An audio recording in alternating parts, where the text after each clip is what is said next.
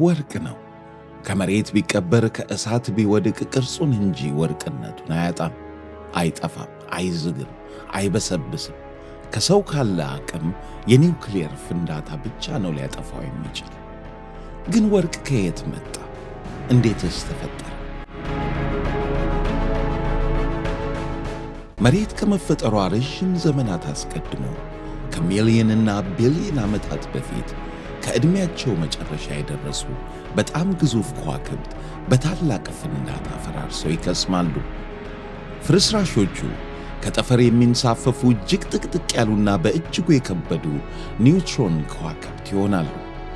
ጥቅጥቅ ያሉና የከበዱ ሲባል ታዲያ እንዲህ በቀላል የሚታይ አይደለም። አንድ የሻይ ማንኪያ የሚያክል የእነዚህ ከዋክብት ቅሪት ከትሪሊየን ኪሎግራም በላይ ይመዝናል። አስቡት። ከጊዜ በኋላ እነዚህ ከጠፈር የሚንሳፈፉ ሙታን ከዋክብት ግራቪቲ አሳስቦ ያቀራርባቸውና በታላቅ ፍጥነትና ኃይል ይላተማሉ። በዚህ ግጭትና ፍጭት ከባባድ ንጥረ ነገሮችና ማዕድኖች ይፈጠራሉ። ከእነዚህ ማዕድናት አንዱ ወርቅ ነው። በፍንዳታው ከጋዝና ከአቧራ ይደባለቅና ከጠፈር ይረጫል። አዳዲስ ዓለማት ሲፈጠሩ ደግሞ ተደባልቆ ንጥረ ነገር ሆኖ ይዋቀራል። ከእነዚህ አዳዲስ ዓለማት አንዱ የእኛው መሬት ነበር።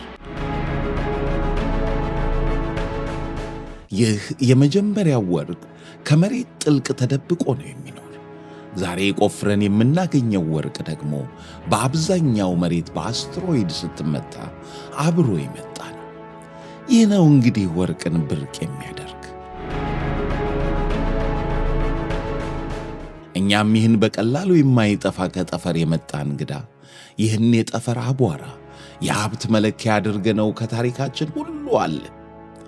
ክፉ ጊዜ ላይ የዓለም መገበያያ ገንዘብ ሲደክም ሁሌም በክብር ቀና ብሎ የሚቆም ወርቅን የሚያክል አስተማማኝ ገንዘብ የለም። ታዲያ ወርቅ ለመሬት ብርቅ ቢሆንም እንኳ በጠፈር ዓይን ግን እንብዛም አይደለም።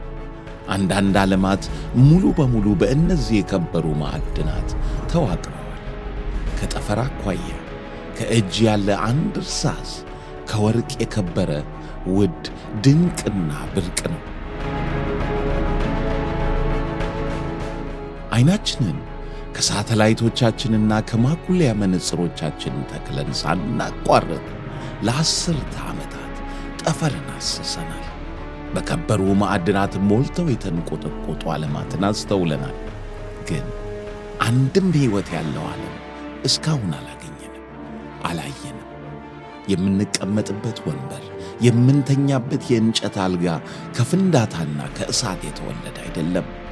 መሠረቱ ከመሬት፣ ከውሃ፣ ከፀሐይ፣ ከሕይወት ነው። የተፈጥሮ ሕግን ተከትሎ ያደገ፣ የሚተነፍስ፣ የሚወልድ፣ የሚበዛ አንድ ነጠላ ሕይወት፣ አንድ ነጠላ ዛፍ የበለጠ አስደናቂ ትርጉም ያለው አፈጣጠሩ ተመሳሳይነት የሌለው ጠፈርን ከሞላ የብረት ክምር ሁሉ የበለጠ ውድ ነው። ከእጽዋትም ሆነ ከእንስሳት ያለ ሕይወት በእውነትም ክቡር አይደል ታዲያ? ወርቅ ጥንታዊና ዘላለማዊ ነው።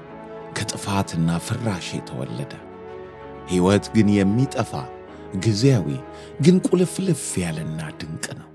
ከመኖር የተገኘ የነቃና የሚያስተውል። መልካም ጊዜ።